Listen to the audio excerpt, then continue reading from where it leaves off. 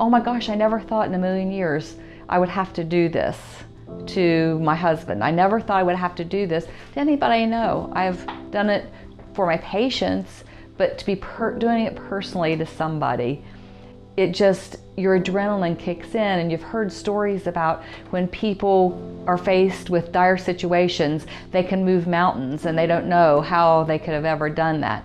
And that's really what was happening then. I just felt like I know I have to push really, really hard, and I know I have to push really, really fast, and I just really need to get this done. The best thing that I could do was continuing to do the one thing that I knew how to do, and that was CPR.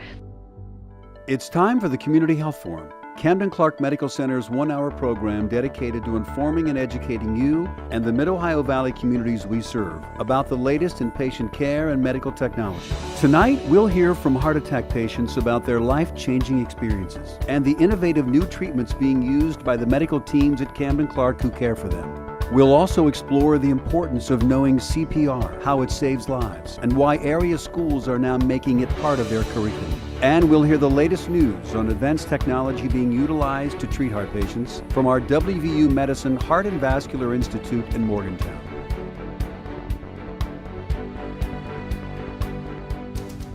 Thanks for joining us tonight. This evening, we are here to talk about heart disease. It's the leading cause of death among all Americans, including 1 out of every 3 women. We all know someone who's had a heart attack or experienced heart disease. But what if a loved one, or a stranger for that matter, experienced heart attack symptoms right in front of you? How would you handle it? Well, it happened to an area family this past Thanksgiving weekend, and we hear their story right now.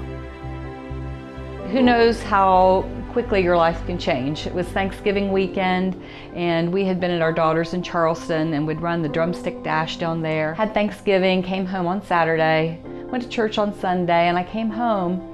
Barry decided he was going to go out for a run before he went to the gym, and I decided I would look online, maybe do some shopping online, maybe go out to the mall for some Christmas shopping. And I was on the computer, and he had gone out for a run, and he wasn't gone but just a few minutes, just a very short time, and he walked in and he said he didn't feel so good, that his heart was acting up, and I immediately get into nurse mode, panic mode. I'm very concerned because he didn't look good.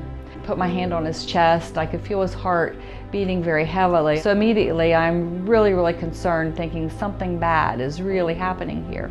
So I had my phone in my hand, and about that time he made a noise, and he wasn't really responsive, but a little bit. And I was shaking him, and I'm like, Barry, stay with me. I'm gonna call. And he's like, I'm really trying. And the next thing I know, he was totally unresponsive. So I call 911, pull him to the floor, began doing CPR, and at one point in time, I knew that I probably couldn't do this for very long without some help. So I call my neighbors across the street. I'm doing CPR as best I can with one hand and using my thumb to dial their number with the other hand, and they rush right over. They break through our back door because my front door is locked, and they just bust through the back door, and they come to render aid. And about that time, the EMS services arrive, and they hook him up to a monitor. Did just like you see in TV shows. They had to step away from the patient, evaluated the rhythm, gave him a shock, and then continued CPR.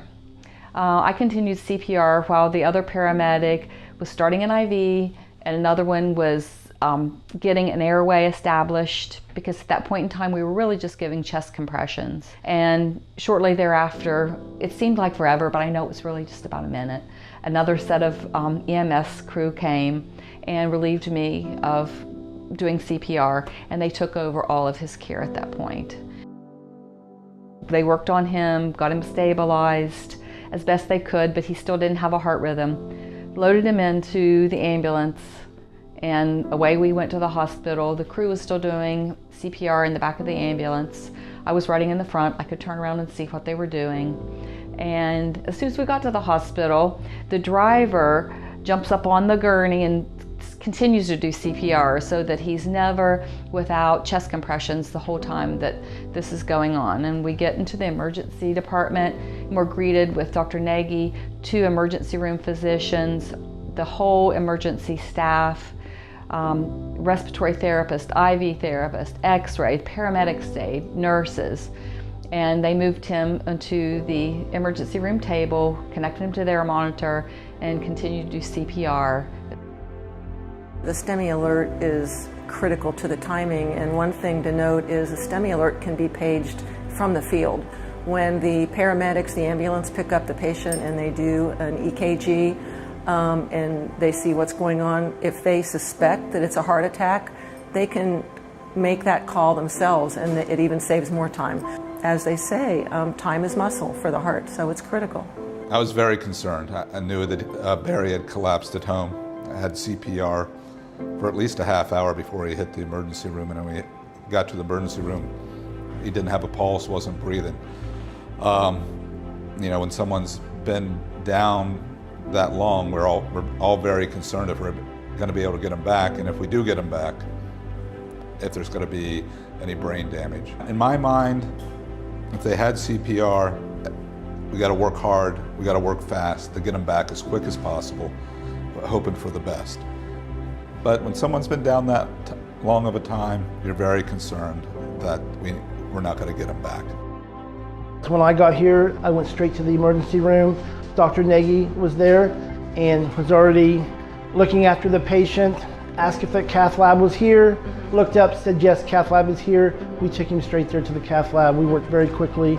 We work fast to get in, and we even tell the patient if they're responding, hey, we're going to be working very fast here, you're having a heart attack. Time is very important. I'm a nurse, and we see a lot of patients, but these type of patients are dealing with usually the hearts, and so we have to prepare ourselves to be quick, know what to do, and because time is muscle on these patients, and we have to work quickly to respond to save these patients. And next on tonight's show, how the Camden-Clark Medical Center Cardiac Care team helped get Barry McDougal back on his feet.